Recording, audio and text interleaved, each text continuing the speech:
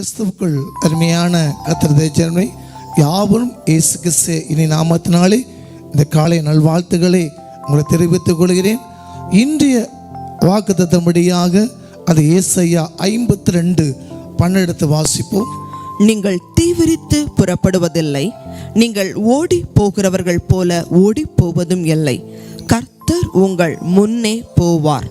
இஸ்ரவேலின் தேவன் உங்கள் பிறகே உங்களை காக்கிறவராய் இருப்பார். அநேக காரியத்தில் வேதம் சொல்லுகிறது, என் சமூகம் முன்பாயப்படுத்து ஆயத்தப்படுத்தும் என்று வேதம் சொல்லுகிறது. இதில் பார்த்தீங்கன்னா, நீங்கள் தீவிரத்து படுத்துவதில்லை, கர்த்தர் உங்கள் முன்பே போவார் என்று வாசித்தோம் ஏசாயால.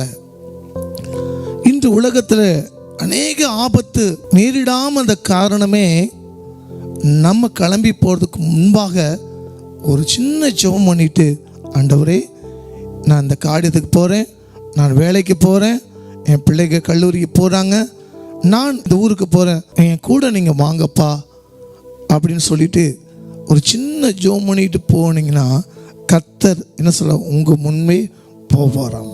இஸ்ரவேல் ஜனங்கள் கானானை பிரவேசிக்கும் போது பார்வோனுடைய சேனைகளிலே அந்த எகிப்தில் 10 வாதை வாதிச்சப்பட்டு பார்வோனுடைய இருதயம் கடினமாக இருந்தது.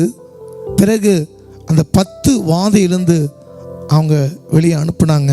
ஆசையாக புறப்பட்டு போன உடனே கர்த்தர் பார்த்தீங்கன்னா அந்த இஸ்ரவேல் ஜனங்களுக்கு திரும்பியும் அந்த பார்வோனுடைய இராணுவமெல்லாம் தொடர்ந்து வந்து கொண்டே இருந்தது.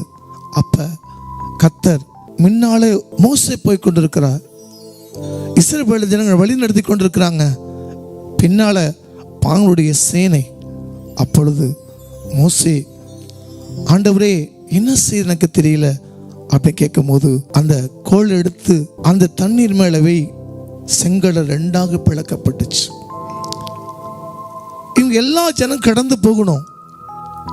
அப்ப வர வர பின்னால அந்த எகிப்தினுடைய இராணுவ வீரர்கள்லாம் இஸ்ரவேலை பிடிக்க வந்தாங்க. பின்னால எரிகிற அக்கினியை தேவன் போட்டார். ஹல்லேலூயா. அந்த அக்கினி பாருங்க, செங்கடை கடந்து போற வரைக்கும் பாதுகாத்து கொடுத்தார். அவர் முன்னால போனார்.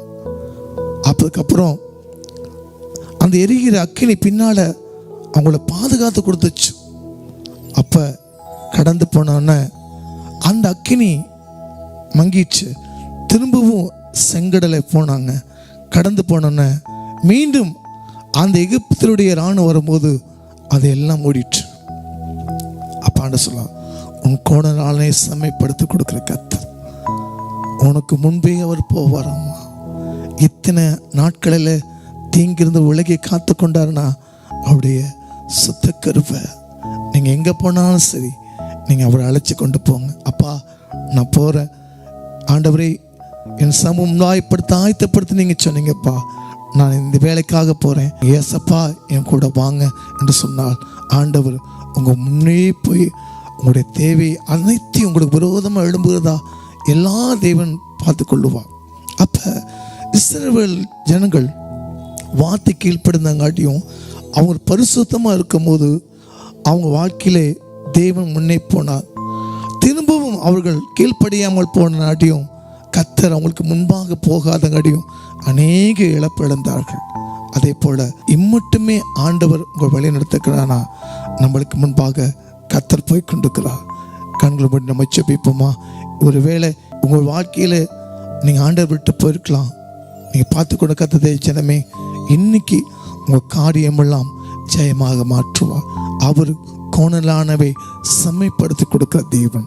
அப்பா, அருமையான பார்த்து கொண்டிருக்க பிள்ளைகளுக்கு நாங்கள் ஜெபிக்கிறோம். என் ஜனங்களுக்கு கர்த்தர் இன்னும் உங்களுடைய வருகையை மூட்டி இஸ்ரவேல் ஜனங்களுக்கு காணான போகிற வரைக்கும் ஆண்டவரே நீங்கள் வழி நடத்துறீங்கப்பா, நீங்கள் முன்னே போய் ஆயத்தப்படுத்திங்க. அந்த மாதிரி என் ஜனங்களுக்கு ஆயத்தப்படுத்தி கொடுங்க. ஆசீர்வதி. இயேசுவின் நாமத்தின் நல்ல பிதாவே, ஆமென்.